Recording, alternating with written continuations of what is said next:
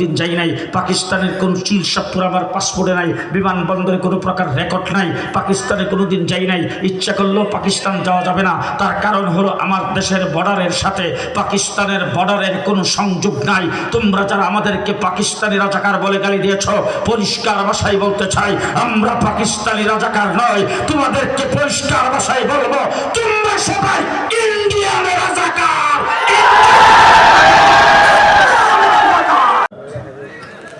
فأعوذ بالله من الشيطان الرجيم بسم الله الرحمن الرحيم وقل جاء الحق وزهق الباطل إن الباطل كان زهوقا صدق الله العظيم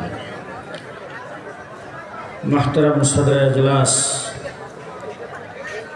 معزز مكرم حضرات علماء کرام সমবেত অপেক্ষমান বেরাদারান ইসলাম, ঐতিহ্যবাহী পীরগঞ্জ জামতলা মাদ্রাসার ঐতিহাসিক সালানা জলসায় আল্লাহ তাবারক ওয়া তাআলা আমাদেরকে হাজির হওয়ার তৌফিক দান করেছেন। দেশের শীর্ষস্থানীয় উলামায়ে কেরামের জবান থেকে বর্তমান সময় উপযোগী কোরআন হাদিসের আলোকে দিক নির্দেশনামূলক আলোচনা শ্রবণ করার তৌফিক দান করেছেন। এই জন্য সকলেই সমস্বরে আওয়াজ করে বলি আলহামদুলিল্লাহ। আরো জোরে বলতে হবে আলহামদুলিল্লাহ। কথা খুব সংক্ষেপ। এতক্ষণ আপনারা বসে বসে দেখেছেন ছাত্রদের মাথায় পাগড়ি পরাইয়া দেওয়া হয়েছে। এটার দ্বারা আপনারা কি বুঝেছেন? হযরত মাওলানা রাজাউল করিম সাহেব আপনাদের সামনে কালেকশন করার জন্য যে চিল্লাচিল্লি করেছেন, এই পাগড়ি পরানোর দ্বারা কিছু বুঝেছেন যে আমরা যা দিয়েছি কাজে লাগছে? রাত্রেবেলা তো কথা আসতে করেন, মায়ের লোকে যেন না শুনে।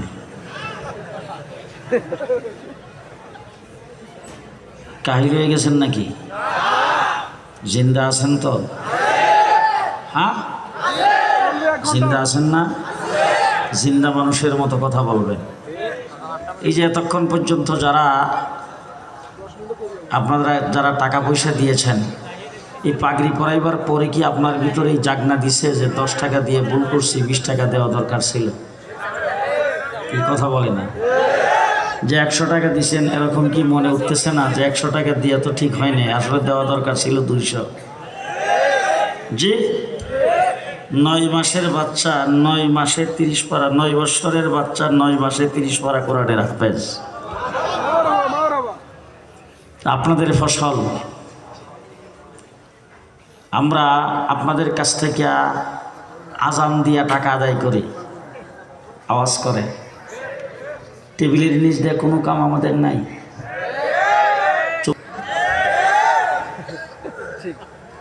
কাওয়া কাদেরের বাসায় টাকার অভাব নাই, দীপমণির বাসায় টাকার অভাব নাই। বাইকে যাইতেছে, বর্ডারে ধরা পড়ছে, ব্যাগের ভিতরে 70 লাখ। জি, দেশের সম্পদকে লুণ্ঠন করে বিদেশের বাড়িতে পাহাড় জমায়েছেন। আর আমরা মানুষের কাছ থেকে 5 টাকা 10 টাকা নিয়ে আল্লাহর ওলি বানাই, হাফিজি বানাই, গাউস কুতুব বানাই, মুফাসসির বানাই, মুহাদ্দিস বানাই, মুফতি বানাই, লম্পট বানাই না, কাওয়া কাদের বানাই না, হাসান মাহমুদ বানাই না, স্বামী উসমান বানাই না, আমরা ধর্ম নিরপেক্ষতাবাদের হুদালাস্তিকার মুক্তাব বানাই না, আমরা আল্লাহর ওলি বানাই। ঠিক কিনা বলেন? ঠিক কিনা বলেন? এরপরে বলে মৌলবীরা কি দিল কি না দিল, তোমার মার বিয়া পড়াইলো, যদি না পড়াইতাম তুমি যার সন্তান হইতা। এরপর আর কি চাও? তোমার হালাল জাদা বানাইছে মৌলবীরা। হ্যাঁ, এরপরে কি দিল? সমাজের প্রত্যেক রন্ধে রন্ধে উলামায়ে কেরামের ভূমিকা আছে না নাই? আছে না নাই? জোরে কোন? হ্যাঁ, খুব ভালো করে মনে রাখবেন, আজকে জামতলা মাদ্রাসায় যারা মাহফিলে আগমন করেছেন, সব সময় যারা আসেন, আমি এই মাহফিলে আসি অনেক দিন যাবৎ, 90-এর দশক থেকে আসতেছি, প্রায় 30-36 বছর হয়ে গেছে। কিন্তু এই মাহফিলে আমাকে আসতে দেওয়া হবে না। মাইকও বন্ধ করছেন, কারেন্টের লাইনও বন্ধ করছেন। ভুলে গেছেন? এরপর আমাকে রাস্তায় বাধা দেওয়া হয়েছে, আমি এখানে আসছি, সেই স্টেজে উঠছি, মাইক আবার লাগানো হয়েছে, কারেন্টের লাইন লাগানো হয়েছে, তারপরে ওয়াজ করেছি। তোমরা এই কথাই বলেছ খেলা হবে। 15 বছর তোমাদের সাথে আমরা খেলছি, আমাদেরকে স্টেজ আসতে দাও নাই, সেখানে আমরা উপস্থিত হয়ে বক্তব্য রেখেছি। 15 বছর তোমাদের সাথে আমরা খেলা করেছি, মাঠ সারে যাই নাই। তোমরা আমাদের সাথে খেলতে আসছো পুলিশ বাহিনীর অস্ত্রের বিনিময়ে, তোমাদের কোনো শক্তি নাই। তোমাদের শক্তিতে তোমরা খেলো নাই, তোমরা পুলিশের অস্ত্রের বিনিময়ে খেলছো। আজকে পুলিশ তোমাদের সাথে নাই, তোমরা গর্তে ঢুকে গেলা কেন? 1.5 মাস পর্যন্ত রিমান্ডে ছিলাম, প্রত্যেক দিন অন্তত 50 বার আমাকে গালি দিয়েছে আমি নাকি পাকিস্তানি রাজাকার। 1.5 মাস ডিবি অফিসে দৈনিক 50 বার আমাকে বলতো তুই পাকিস্তানি রাজাকার, তোর বাপদাদা 14 গোষ্ঠী রাজাকার, হাফিজি হুজুর রাজাকার, শাইখুল হাদিস রাজাকার, মুফতি আমিনী রাজাকার, বাংলাদেশের উলামায়ে কেরামের নাম ধরে ধরে আমাকে গালি দিয়েছে, তুই তাদের সন্তান, তুই রাজাকারের ঘরে রাজাকার, তুই পাকিস্তানি রাজাকার। পরিষ্কার ভাষায় বলতে চাই, একদিনের জন্য তো পাকিস্তান যাই নাই, আমেরিকা গিয়েছি, কানাডা গিয়েছি, ইউরোপে গিয়েছি, ইংল্যান্ড গিয়েছি, গোটা পশ্চিমা দুনিয়া ঘোরাফেরা করেছি, পাকিস্তান কোনোদিন যাই নাই। পাকিস্তানের কোন চিরসাপুর আমার পাসপোর্টে নাই, বিমানবন্দরে কোনো প্রকার রেকর্ড নাই, পাকিস্তানে কোনোদিন যাই নাই, ইচ্ছা করলেও পাকিস্তান যাওয়া যাবে না। তার কারণ হলো আমার দেশের বর্ডারের সাথে পাকিস্তানের বর্ডারের কোনো সংযোগ নাই। তোমরা যারা আমাদেরকে পাকিস্তানি রাজাকার বলে গালি দিয়েছ, পরিষ্কার ভাষায় বলতে চাই, আমরা পাকিস্তানি রাজাকার নয়। তোমাদেরকে পরিষ্কার ভাষায় বলবো, তোমরা সবাই ইন্ডিয়ানের রাজাকার।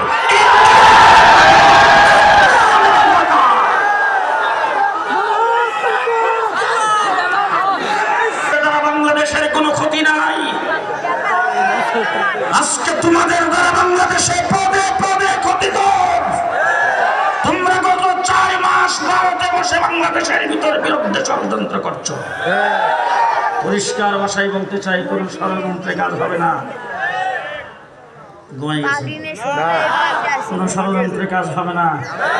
আবু সাইদের দেশ রংপুর, ষড়যন্ত্রকারীদেরকে ইন করতে দেওয়া হবে না, ষড়যন্ত্রকারীদের দালালদেরকে ইন করতে দেওয়া হবে না। তারা 15 বছর পর্যন্ত নৌকাকে বাতাস দিয়েছেন, লন্ডনের মাধ্যমে তাদের ইন করতে সুযোগ দাও। দেশ আমার বাংলাদেশ, আমরা দেশেরই সন্তান, দালালদের ঠাঁই নাই। কি আসতে বলেন কেন? কোন দালাল বাংলার মাটিতে ইন করতে পারবে না, পরাজিত শক্তি বাংলাদেশে আর আসতে পারবে না। আমার বন্ধুগণ, পরিষ্কার ভাষায় বলতে চাই, 97% মুসলমানের দেশের সমস্ত মুসলমানের একটাই মাত্র স্লোগান হবে, নারায়ে তাকবীর।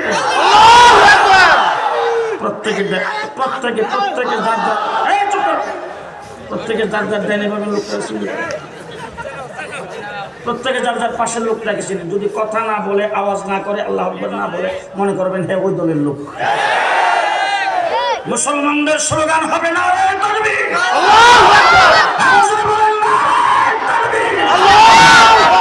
সেই বাংলার স্লোগান বাংলার মাটিতে হবে না। যারা কথা না কয় তারা হে দলের। সেই বাংলার স্লোগান বাংলার মাটিতে হবে না। আগামীতে বাংলাদেশে নির্বাচন হবে, ব্যালট পেপারে নৌকা মার্কা থাকবে না, থাকবে না, থাকবে না।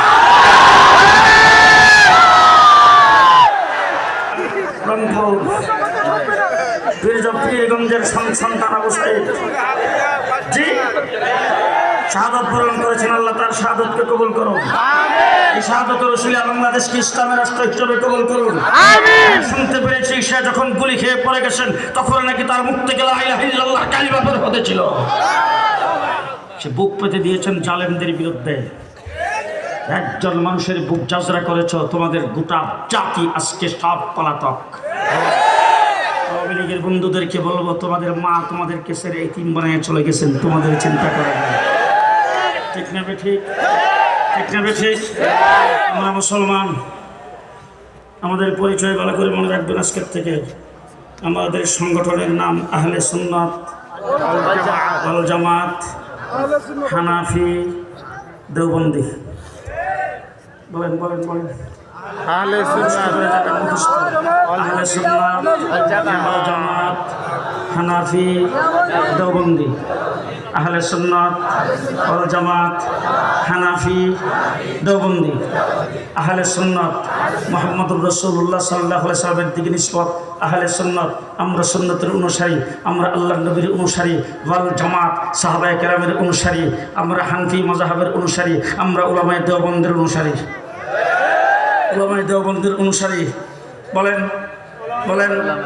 এখন হয়তো কেউ বলবেন হুজুর বুঝতে পারলাম, এটা তো ঠিক আছে, কিন্তু দেওবন্দ রহমতুল্লাহ আলাই আমরা যখন দেওবন্দের নাম নেই তখন আমাদের চোখের সামনে আসে শাহ আব্দুল আজিজ মুহাদ্দিস দেহলভী রহমতুল্লাহ আলাই। আমরা যখন দেওবন্দের নাম নেই তখন আমাদের চোখে ভেসে আসে শাহ আব্দুল গনি রহমতুল্লাহ আলাই। আমরা যখন দেওবন্দের নাম নেই আমাদের চোখে ভেসে আসে শাইখ ইসমাইল ইসহাক রহমতুল্লাহ আলাই। আমরা যখন দেওবন্দের নাম নেই তখন শামিলির যুদ্ধের সেনাপতি হুজ্জাতুল ইসলাম শাইখুল ইসলাম হযরতে কাসিম নানুতুবি রহমতুল্লাহ আলাই আমাদের চোখে ভেসে আসে। আমার ভাইরা, কাসিম নানুতুবি রহমতুল্লাহ আলাই দেওবন্দ দারুল উলুম মাদ্রাসা প্রতিষ্ঠা করেছেন। আমরা যখন দেওবন্দের নাম নেই তখন আমাদের চোখে ভাসে আসে রশিদ আহমদ গঙ্গুহি রহমতুল্লাহ আলাই। মসজিদের বিম্বরে তিনি স্বপ্ন দেখতেছেন আল্লাহ রাসূল সাল্লাল্লাহু আলাইহি ওয়াসাল্লাম বসা, আর তার সামনে অনেক লোকজন, অনেক উলামায়ে কেরাম বসা আছেন। একজন ব্যক্তি যায়া রাসূলুল্লাহ সাল্লাল্লাহু আলাইহি ওয়াসাল্লামকে বলছেন, হুজুর আমি একটা ফতোয়া জিজ্ঞেস করতে চাই। তখন রাসূল সাল্লাল্লাহু আলাইহি ওয়াসাল্লাম আঙ্গুলের ইশারায় রশিদ আহমদ গঙ্গুহি দেখায় বলছেন,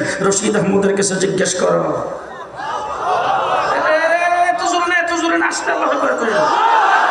রশিদ আহমদকে জিজ্ঞেস করো। রশিদ আহমদকে জিজ্ঞেস করতে শুরু করছেন। একে একে জিজ্ঞেস করতে করতে 100 ফতোয়া জিজ্ঞেস করেছেন, আর 100 ফতোয়া আল্লাহ নবীর সামনে দিয়েছেন। সে রশিদ আহমদ গঙ্গুহি আমাদের চোখে ভেসে আসে। আমরা যখন দেওবন্দের নাম নেই তখন রশিদ আহমদ গঙ্গুহি ভেসে আসে, যিনি 21 বছর পর্যন্ত একাধারে এক ওয়াক্ত নামাজের তাকবীরে উলা ছুটে নাই।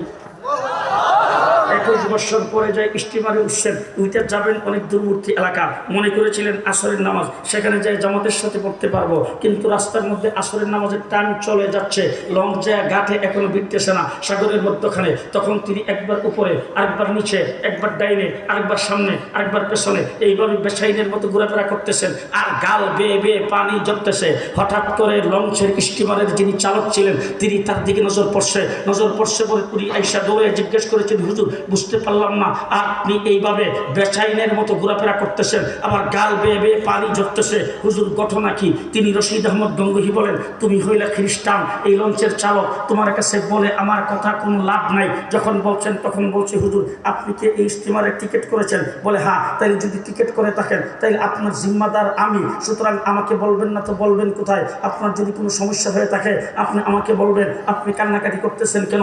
বলেন দেখি আপনার কি সমস্যা, আমি আপনার সমস্যার সমাধান করতে পারি কিনা। রশিদ আহমদ গঙ্গুহি বলে, শোনো তোমার কাছে বইলা লাভ কি, তুমি তো একজন খ্রিস্টান, আমি একজন মুসলমান। আজকে 21 বছর পর্যন্ত এক ওয়াক্ত নামাজের তাকবীরে উলা আমার ছুটে নাই। আজকে তোমার স্টিমারে আমি একা, কোনো মুসলমান পাচ্ছি না, মুক্তাদি বানায়া আমি ইমাম হইয়া তাকবীরে উলার সাথে নামাজ আদায় করব, অথবা তাকে ইমাম বানায়া আমি মুক্তাদি হইয়া তাকবীরে উলার সাথে ইমাম নামাজ আদায় করব।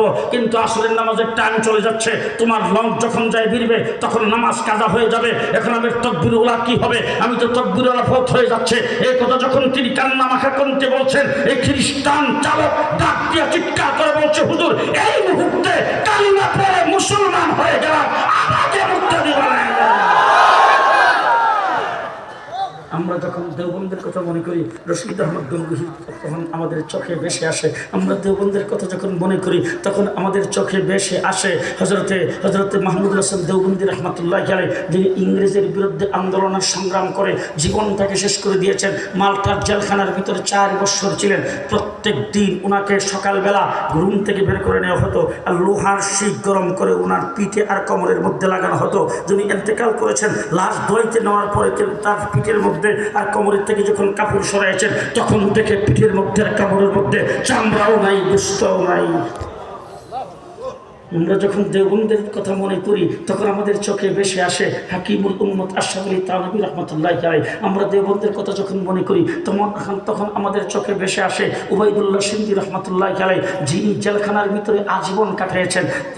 তাকে একজনে জিজ্ঞেস করেছিল, হুজুর জিন্দেগি কেসে গুজরি হ্যায়, জিন্দেগিটা কীভাবে কাটিয়েছেন? উবাইদুল্লাহ সিন্ধি বলছেন, কুছ রেল মে কুছ জেল মে, কুছ রেল মে কুছ জেল মে। আমরা যখন দেওবন্দের কথা মনে করি তখন আমার চোখে ভেসে আসে মুফতি কিফায়েতুল্লাহ রাহমাতুল্লাহি আলাইহি। উলামায়ে কেরাম সকলে একমত হয়ে বলেছেন যে মুফতি ইমামে আজম আবু হানিফা রাহমাতুল্লাহি আলাইহির পরে এই উম্মতের জন্য ইমামে আজম আবু হানিফায়ে সানি হলেন মুফতি কিফায়েতুল্লাহ। আমরা যখন দেওবন্দের কথা মনে করি তখন আমাদের চোখে ভেসে আসে আনোয়ার শাহ কাশ্মীরি রাহমাতুল্লাহি আলাইহি। আনোয়ার শাহ কাশ্মীরি একটা শব্দ যদি কোথাও শুনতেন বা দেখতেন 40 বছর পর্যন্ত একাধারে মনে থাকতেন। দেওবন্দের লাইব্রেরি দিয়ে ঢুকছে, একদিক দিয়ে ঢুকছে, আরেক দিক দিয়ে বের হয়েছে। বিশাল বড় লাইব্রেরি, তামাম পৃথিবীর বড় বড় কিতাব সেখানে সংরক্ষিত।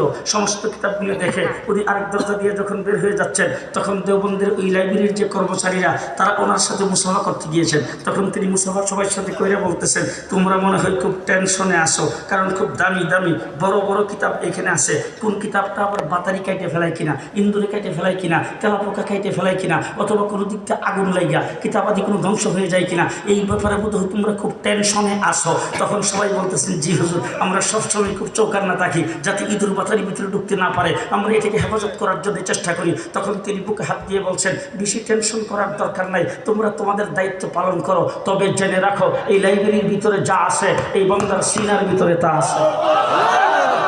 আনোয়ার শাহ কাশ্মীরি রাহমাতুল্লাহি আলাইহি তিনি কাশ্মীরের রেল স্টেশনে যায় নামছেন। নামার পরে টিকিট চেক করার জন্য দাঁড়াইছে। তখন উনি বের হবেন, সামনে যাইয়া হাতের মধ্যে টিকিটটা নিয়ে এইভাবে টিকিট ধরে রাখছে। আর ওনার চেহারার দিকে এইভাবে তাকিয়ে আছেন, কিছু কথা বলে না, এইভাবে তাকিয়ে আছে, টিকিটও ধরে না। আনোয়ার শাহ কাশ্মীরি বলছেন, বাবা তোমার দায়িত্ব হলো টিকিট নেওয়া, তুমি আমার চেহারার দিকে তাকিয়ে আসো কেন, টিকিটটা তাড়াতাড়ি ধরো। তিনি তখন ডাক দিয়ে বলতেছেন, হুজুর টিকিটটা ফেলে দেন, এই টিকিটের দরকার নাই, আপনার নামা যান যেই টিকিট নিয়ে এসেছেন সেই টিকিটটা আমাকে দিয়ে দেন। তার অর্থ কি?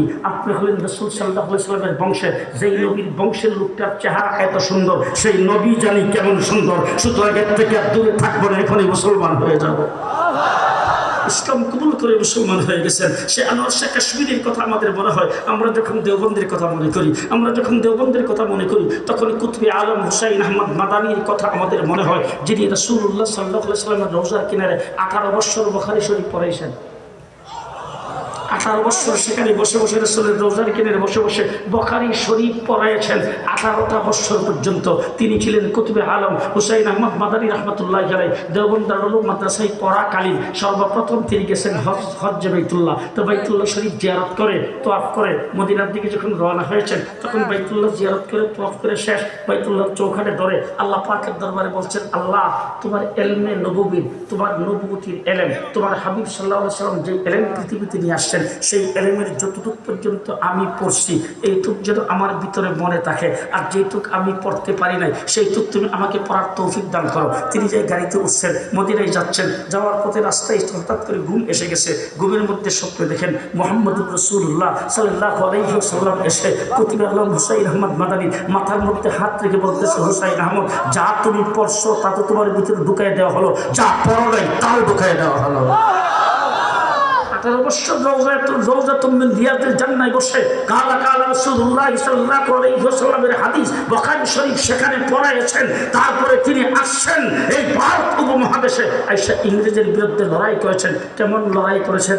করাচিতে 146 দ্বারা জারি হয়েছে ইংরেজের বিরুদ্ধে সমাবেশ, 10 লক্ষ মানুষ চতুর্দিকে জমায়েত হয়েছে। হুসাইন আহমদ মাদানী বক্তব্য রাখবে, ইংরেজ 146 দ্বারা জারি করে মাইকে এলান করতেছে আজকের সমাবেশ হবে না, 146 দ্বারা জারি করা হয়েছে, আপনারা যে যেখান থেকে আসছেন, যে দিক থেকে আসছেন তাড়াতাড়ি করে সরে যান। যদি মাহফিলটা কেউ পরিচালনা করতে চায় আর এই মাহফিলের সভাপতিত্ব যদি কেউ করে, দেখা মাত্র তাকে গুলি করা হবে। হুসাইন আহমদ মাদানী আস্তে করে লোকজনকে ফাঁক করে স্টেজের মধ্যে দাঁড়ায়া বুকের মধ্যে এইভাবে হাত দিয়া আস্তিনের বোতামগুলি খুলে বুকটাকে টান করে বলছেন, এই ইংরেজের চালারা ভালো করে শুনে রাখো, আজকের মাহফিলের আমি সভাপতি, আমি পরিচালক।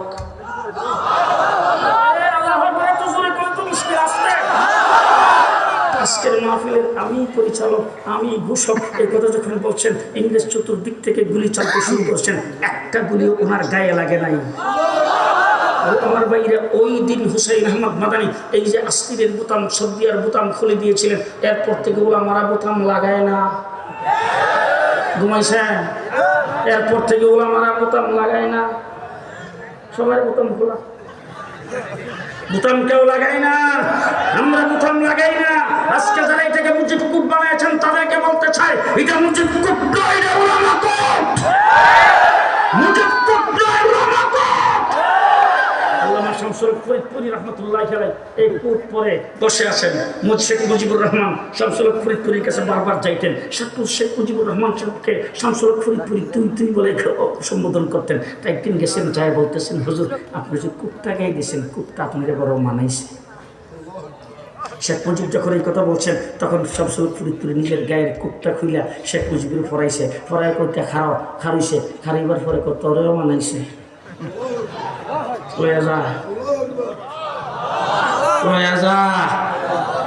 এই লোক এটা মুজিব কুট না, এটা উলামা কুট। আমরা সবসময় বোতাম খুলে রাখি। আমাদের আকা, আমাদের পূর্বপুরুষ হুসাইন আহমদ মাদানী বোতাম খুলে দিয়েছেন, আমরা বোতাম লাগাই না। মোদি সাহেব যাই না রাখো, মিস্টার মোদি জেনে রাখো, আমরা বোতাম লাগাই না। ইংরেজের বিরুদ্ধে তিনি তখন সেখানে বক্তৃতা করেছেন। লাহোরের কোর্টে ওনাকে হাজির করা হয়েছে, মামলা ওনার বিরুদ্ধে। জিজ্ঞেস করেছেন, আপনার নাম হুসাইন আহমদ? বলে হ্যাঁ। আপনার বিরুদ্ধে অভিযোগ হলো আপনি নাকি খ্রিস্টানদের, আপনি নাকি ইংরেজের মিলিটারিতে ভর্তি হওয়া মুসলমানদের জন্য হারাম ফতোয়া দিয়েছেন। আপনারা বিরক্ত হয়ে গেছেন মনে হয়, আপনি নাকি হারাম ফতোয়া দিয়েছেন। যখন এই কথা বলছেন, হুসাইন আহমদ মাদানী কাঠগড়ায় দাঁড়িয়ে থেকে আগেও ফতোয়া দিছি, এখনো দিচ্ছি, সামনেও দেব। কথা বলার সাথে সাথে মোহাম্মদের জওহর ছিল পাশে, লাফ দিয়ে পায়ে পড়ে গেছে। পায়ে পড়ে ডাক দিয়ে বলতেছেন, হুজুর मुसलमान पर तोरा रहम कीजिए, ये अदालत है, तोरा नरमी से बात करे। হুজুর একটু নরম হয়ে কথা বলেন, মুসলমানদের উপর একটু রহম করেন, এটা তো আদালত। এই কথা বলার পরে মোহাম্মদের জওহরকে হুসাইন আহমদ মাদানী ধাক্কা দিয়ে দূরে সরিয়ে দিয়ে বলছে, মোহাম্মদ আলী, আজকে যদি ইংরেজের কাঠগড়ায় দাঁড়ায় আমি ফতোয়া পরিবর্তন করে আল্লাহর নবীর দান শহীদ করা দিনের পরিবর্তন হবে। হাসরের কঠিন ময়দানে নানা জানের সামনে দাঁড়ানো যাবে না, আল্লাহ রাসূলের সামনে দাঁড়ানো যাবে না। এই কথা যখন জোর গলায় বলছেন, ইংরেজ বিচারকের আসন থেকে ডাক দিয়ে বলেন, মাওলানা সাহেব কোন মাটিতে দাঁড়ায় কথা বলেন, আপনি কি টের পান? যখন এই কথা বলছেন, হাতুড়ির নিচে ছিল কাফনের কাপড়। হাতুড়ির নিচ থেকে কাফনের কাপড় টান দিয়ে উত্তোলন করে বলছেন, ইংরেজের চালা বিচারক ভালো করে শুনে রাখ, আমি তোর কাঠগড়ায় কাফনের কাপড় নিয়ে দাঁড়াইছি, কারণ কলম তোর হাতে, আইন তোর হাতে। তুই আমাকে ফাঁসির কাস্টে ঝুলাইতে পারস, যাবজ্জীবন কারাদণ্ড দিতে পারস, মৃত্যু দিতে পারস, শুলিতে চড়াইতে পারস। জেনে রাখ, এই লাহোরের কোনো ব্যক্তির 5টি পয়সা খরচ হবে না হুসাইন আহমদ মাদানীকে দাফন করতে। তবে জেনে রাখ, ইংরেজ যদি আজকে আমাকে ফাঁসির হুকুম দেয়, ফাঁসির মঞ্চে যায় বলবো ইংরেজের মিলিটারিতে ভর্তি হওয়া হারাম। আমরা যখন দেওবন্দের নাম নেই, তখন আমাদের চোখে ভেসে আসে কুতুবে আলম হুসাইন আহমদ মাদানী রহমতুল্লাহি আলাইহি। আমরা যখন দেওবন্দের নাম নেই, তখন আমাদের চোখে ভেসে আসে হযরত মাওলানা ইলিয়াস রহমতুল্লাহি আলাইহি। হযরত মাওলানা ইলিয়াস রহমতুল্লাহি আলাইহি পাকিস্তানের এক কর্নেল এক জায়গায় ডিউটি করার জন্য গেছে। একজন তাবলীগ জামাতের একজন আমির তার সামনে যেয়ে দাঁড়িয়েছেন, দাঁড়িয়ে সালাম দিয়ে বলছেন, কর্নেল সাহেব, আমরা পাশে এক মসজিদে আসছি তাবলীগের জামাত নিয়ে, আপনি আমাদের একটু দাওয়াত নেন, 10টা মিনিটের জন্য আসেন, এসে আমাদের কিছু কথাবার্তা শুনে কিছু তালিম আপনি গ্রহণ করেন। আপনি তো চাকরি করতেছেন, আপনি তো একজন মুসলমান, আপনিও তো মরবেন। এই কথা যখন বলছেন, কর্নেল সাহেব আইসা বুকের মধ্যে ধাক্কা দিয়া তারে দূরে সরাই দিয়ে বলছেন, যাও, মুসলমানদের কাছে দাওয়াত নিয়ে আসছো, আমরা তো মুসলমান, আমরা ইসলাম সম্পর্কে জানি। তুমি দাওয়াত দেওয়ার জন্য ফিলিস্তিন যাইতে পারো না, দাওয়াত দেওয়ার জন্য আমেরিকা যাইতে পারো না, বিদুর্মীদের কাছে যাইতে পারো না। এই কথা যখন বলছেন, তখন আমির সাহেব বলছেন, কর্নেল সাহেব, রাতের গভীরে আপনি পেশোয়ারের এক রাস্তা দিয়ে আসতেছিলেন, রাস্তার মধ্যে আপনার বডিগার্ড ছিল 5 জন, সেখানে 10 জন ব্যক্তি দাঁড়িয়েছিল। একজন ব্যক্তির সামনে দাঁড়িয়ে আপনার কালারের মধ্যে টান দিয়ে বলছিলেন, অস্ত্রটা মাটিতে ফেলা। কর্নেল সাহেব কথা বলেন, কর্নেল সাহেব বলেন, কর্নেল সাহেব পেশোয়ারের রাস্তা দিয়ে আসতেছিলেন, আপনার কালারের মধ্যে টান দিয়ে একজন ধরছিল, ধরে বলছিল অস্ত্রটা মাটিতে ফেলা। তখন অস্ত্র মাটিতে ফালাইছিলেন। কর্নেল সাহেব বলেন হ্যাঁ। এরপর আপনাকে একটা থাপ্পড় দিছিল। কর্নেল সাহেব বলেন হ্যাঁ। বলে আমি রাস্তার মধ্যে আটকায় আপনার মাল সামান, আপনার বেগম ছিল সাথে, বেগমের স্বর্ণ অলঙ্কার, আপনার মোবাইল, আপনার অস্ত্র শস্ত্র যাবতীয় সব কিছু নিয়ে গেছিল। এরপরে আপনি আমার বিরুদ্ধে গ্রেফতারি পরোয়ানা জারি করে অন্তত 5 বছর চেষ্টা করেছেন আমাকে ধরার জন্য। আপনার আর্মি, আপনার পুলিশ, পাকিস্তানের কেউ আমাকে গ্রেফতার করতে পারে নাই। যদি গ্রেফতার করে থাকে, ইলিয়াসের বাহিনী গ্রেফতার করেছে, ইলিয়াসের বাহিনী আমাকে গ্রেফতার করেছে। কর্নেল সাহেব, আমি ওই ব্যক্তি। সাথে সাথে কর্নেল সাহেব তার সাথে মসজিদে গিয়েছেন। এরপর 3 চিল্লা শেষ করে কর্নেল সাহেব বয়ান করেছেন। সেই বয়ান আমাদের কাছে আসছে। কর্নেল সাহেব বলছেন, এই জালেম আমার বিবির সামনে আমার মুখের মধ্যে থাপ্পড় মেরেছে। আজকে ইলিয়াসের বাহিনী তাকেও গ্রেফতার করেছে, আমাকেও গ্রেফতার করেছে। ও আমার ভাইয়া, আমেরিকা রিপোর্ট দিয়েছে 33 কোটি মানুষ ইলিয়াসের বাহিনীর দাওয়াত ইসলাম কবুল করেছে। নাম নেই তখন হযরত মাওলানা ইলিয়াস রাহমাতুল্লাহ আলাইহির কথা এবং তার চেহারা আমাদের চোখে ভেসে আসে। আমরা যখন দেওবন্দের নাম নেই তখন শামসুল ফরিদপুরীকে দেখি। আমরা যখন দেওবন্দের নাম নেই ব্রাহ্মণবাড়িয়ার ফখরে মঙ্গলকে দেখি। আমরা যখন দেওবন্দের নাম নেই তখন হাফিজ হুজুরকে দেখি। আমরা যখন দেওবন্দের নাম নেই মাওলানা আতহার আলীকে দেখি। 1954 সালে আতহার আলীর নেতৃত্বে শেখ মুজিব, মাওলানা ভাসানী, মাওলানা আকরাম খাঁ তারা যুক্তফ্রন্ট গঠন করেছিলেন। জেলখানায় বসে সেই ইতিহাস পড়েছি, নাউজুবিল্লাহি মিন জালিক। সেখানে মাওলানা আতহার আলীর নাম নাই। সুরের দল, সুরের দল, তোরা আতহার আলীর নাম সেখান থেকে বাদ দিছ। মাওলানা আতহার আলীর নেতৃত্বে হাসান শহীদ সরওয়ার্দী, মাওলানা আকরাম খাঁ, মাওলানা ভাসানী, শেখ মুজিব, মাওলানা আতহার আলী, তাদের সমন্বয়ে যুক্তফ্রন্ট গঠন হয়েছিল। মাওলানা আতহার আলীর নাম তোরা বাদ দিয়া ইসলামের ইতিহাসকে বাদ দিয়ে দিছ। আমরা যখন নাম নেই তখন মাওলানা আতহার আলীর নাম আমাদের চোখে ভেসে আসে, ফখরে বাঙ্গালের নাম ভেসে আসে, মুফতি ফজলুল হক আমিনী সাহেবের নাম ভেসে আসে। আমরা যখন দেওবন্দের নাম নেই তখন আমার শেখ মুর্শিদ আল্লামা আহমদ শফির নাম আমাদের চোখে ভেসে আসে। ও আমার ভাইয়ের, এই জন্য আমাদের পরিচয় মনে থাকবে তো, আহলে সুন্নাত ওয়াল জামাত, হানাফি, দেওবন্দি। বলেন তো, আহলে সুন্নাত ওয়াল জামাত, হানাফি, দেওবন্দি। মনে থাকবে তো, মনে থাকবে তো। আজকের গোটা পৃথিবীতে শহীদ দ্বীনের খেদমত যেখানে আসে এখানে উলামায়ে দেওবন্দ। যেখানে উলামায়ে দেওবন্দ নাই সেখানে টকনার নিচে কাপড়। যেখানে উলামায়ে দেওবন্দ নাই সেখানে 8 টাকার তারাবি।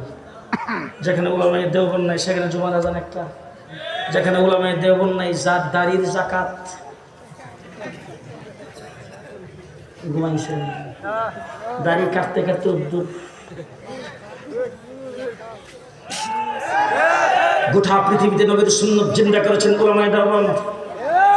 গোটা পৃথিবীতে ইসলামী শরীয়ত জিন্দা করেছেন উলামায়ে দেওবন্দ। আজকে যদি পরিষ্কার ভাষায় বলতে চাই, পাকিস্তানের দিকে তাকায় দেখো, মাওলানা ফজলুর রহমান উলামায়ে দেওবন্দ আওরা। আফগানিস্তানের দিকে তাকায় দেখো, ইসলামী আমানত কায়েম করেছেন উলামায়ে দেওবন্দ। এই জন্য মোদী সাহেবকে বলতে চাই, একটু আফগানিস্তানের দিকে তাকাও। পৃথিবীর সবচাইতে বড় শত্রুর পাওয়ার আমেরিকাকে লাঠি ভাঙ্গার বাড়ি দিয়া আফগানিস্তান থেকে বিদায় করে সেখানে ইসলামী রাষ্ট্র কায়েম করেছেন। মিস্টার মোদী সাহেব, তুমিও তোমার দুটি সামলাও। মোদীর দলের লোক আসবে কিনা মনে হয়, কথা আসতে বলেন কেন? মোদী সাহেব, তুমি তোমার দুটি সামলাও।